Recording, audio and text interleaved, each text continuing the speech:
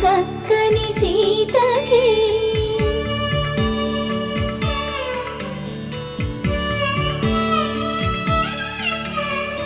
ఎర్ర జాబిలి చేయి